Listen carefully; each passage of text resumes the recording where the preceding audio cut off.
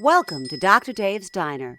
Real psychology for real people by a real psychologist. You have your coffee? As a psychologist, I've often been asked by parents to differentiate between a reward and a bribe. First, let's go to Webster's dictionary. Webster defines a bribe as a secret gift offered to a person in a position of trust to persuade him or her to turn his or her power to the advantage of those offering the gift. In other words, a bribe is something of value given to someone to entice them to engage in wrongful choices or actions. In contrast, a reward, as Webster defines it, is something given or promised in recognition of services rendered. As I would state it, an incentive given to facilitate appropriate and desirable behaviors. Many parents confuse bribes with rewards. They mistakenly believe that it is wrong to give a child something of value for behaviors they are expected to perform. They consider it a bribe to get the child to do what the parent wants. However, we are not bribing a child if we are enticing him or her to do something that is healthy and good for the family. Remember, bribes are given for actions and behaviors that are destructive. Rather, we are rewarding him or her for engaging in desirable and healthy behavior. Say, for example, your kids are fighting. You want them to stop. Is it a bribe or a reward to give your children something to keep them from fighting? It is a reward. This is not a bribe.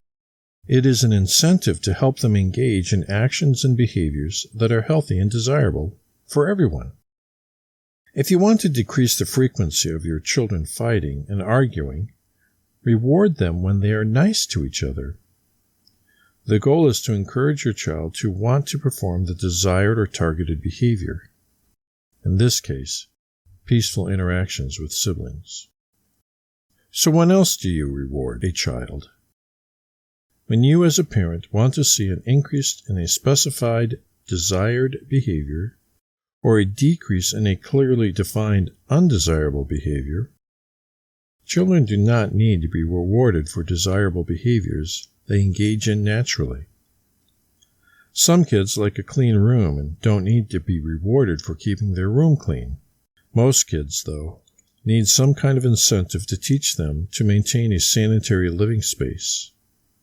Ultimately, which behaviors are rewarded and which ones are not is contingent upon a child's personality and the family's resources.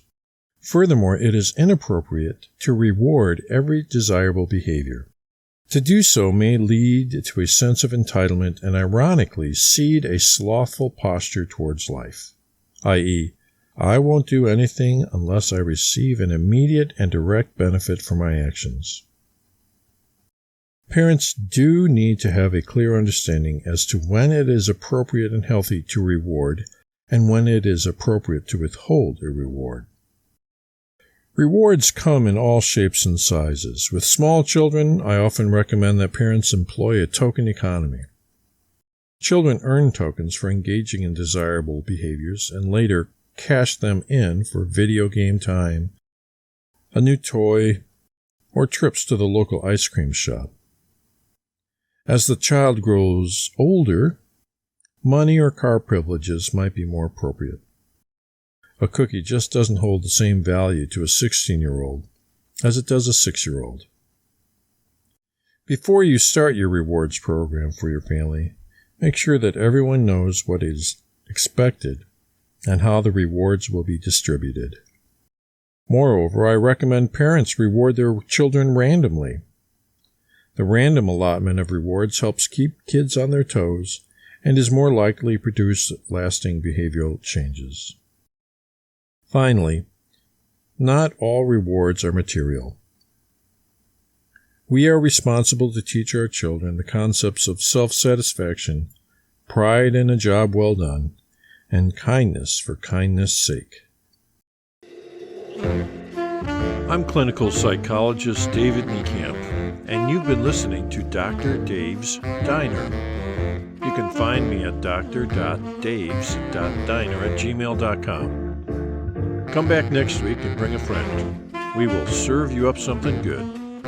In the meantime, enjoy what life brings you one day at a time. We'll see you then.